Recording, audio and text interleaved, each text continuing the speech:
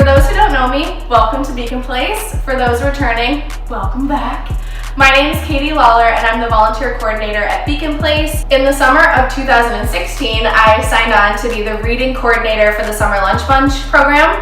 For 2 summers in a row, I came back for 2017, and then in 2018, January, I signed on to be a full-time employee as the volunteer coordinator. Hi, my name is Andrea Ramirez and I am the Academic Enrichment Manager here at Beacon Place. So I started in the summer of 2016 as an assistant for the Academic Enrichment Manager, but came back in 2016 and was asked to work further as full-time for the Academic Enrichment Program. So Beacon Place is a non-for-profit organization that is located here in Waukegan, and we provide a lot of services for our students and our families. So some of the programs that we provide here for our families and our students, one of them is the Summer Lunch Program, the Academic Enrichment Program, Moms Program, Teens and Tweens, and Garden.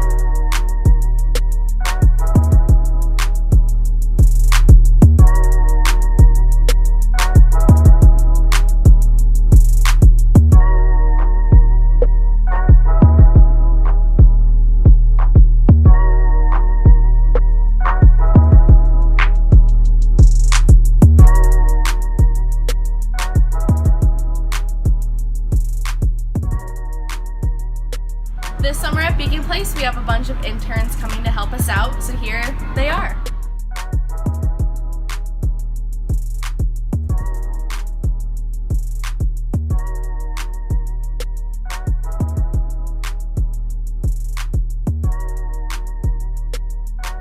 Now we're going to go over your daily routine when you come to volunteer for the Academic Enrichment Program.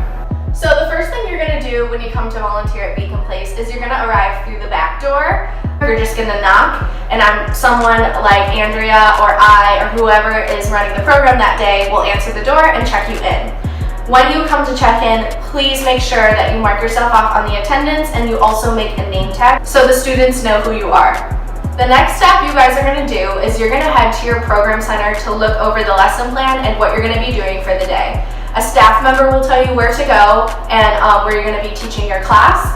So you're going to look it over to make sure if you have any questions, you know what you're doing for the day. And then if you do have questions, you can ask any staff member that will be there. So either Lena, me, Andrea, or Rosa. So this is an example of a lesson plan, and these lesson plans will be all prepared for our volunteers, and they will be given to them or put in their center. And this is just written out step by step, and you can follow and elaborate when you need to. Depending on your grade, you will also have a PowerPoint that will coordinate to this lesson plan. This is just an example, briefly, of what we will be doing. After you review your lesson plan and ask any questions that you may have, you can then head back downstairs. And this is where the students are going to be waiting before programming begins. So you're going to get here a little early. So what they're doing is they're working on homework, they're coloring, they're playing with Legos, they're doing math games, and you'll just hang out with them before programming starts, and then you'll walk them up to your program center. So the next step is once you are all in your classroom centers, you're going to introduce yourselves and get to know the kids a little bit before you start, and then you'll start your lesson plan after that.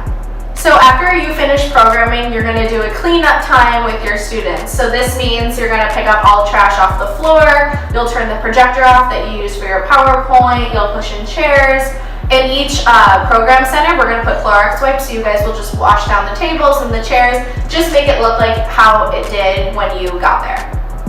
So now we're going to go over the rules of Beacon Place, and it may look like there's not a lot. We do have a document that you should have received also that has more detail about these rules, so if you have any questions at all, you can email me, Andrea, Lena, Rosa, or Ann. We'll answer any questions that you may have.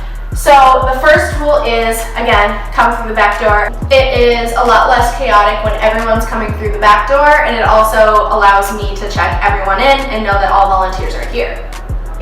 The next rule is to just be aware of your surroundings. Waukegan is a very safe area, but making sure you're parking on McAllister in front of Beacon Place is important, just because we don't want you to get ticketed.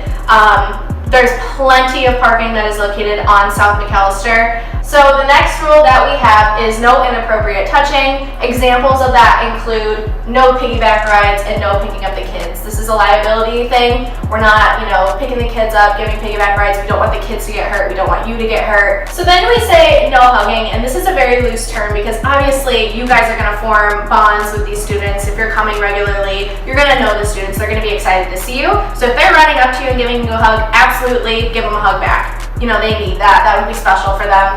But, there's boundaries, and if you're confused about boundaries, if you don't want to overstep, you can always ask a staff member on what to do. Then, high fives obviously are encouraged. If they're doing well in class, you want to encourage them, give them a high five. The next rule is no cell phones, and we say that because students get really distracted. So if you have your cell phone out, you're taking pictures, you're texting, it'll be distracting. They're coming here to learn. We already tell our students not to use their cell phones, so just please try not to use them. And this goes along with the no cell phone rule, no taking pictures.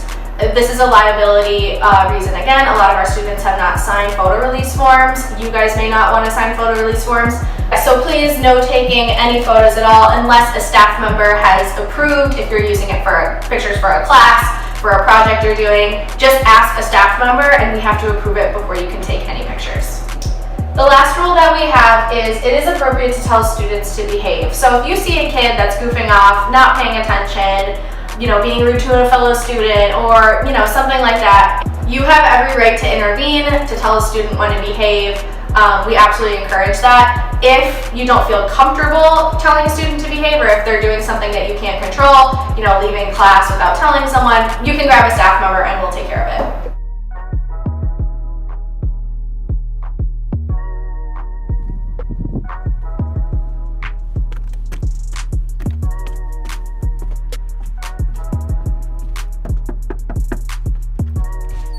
Hello, welcome to Beacon Place. Come on in. This is the back door where you guys are gonna come in, and as you can see, you're gonna go right to the kitchen. This is where volunteer check-in is. Students come to check in, and then they eat their snack before programming in this room. So this is one of the centers that we use. Normally the students, after they are done snacking, they come in here, they do homework, they play games, and they wait for them to be called to go to programming. Going up to the second floor, we also have other programming centers. This one is for mainly our largest group, so it just depends on the day. It could be second, third, fourth, fifth. It just depends because some days we have more than others in each grade.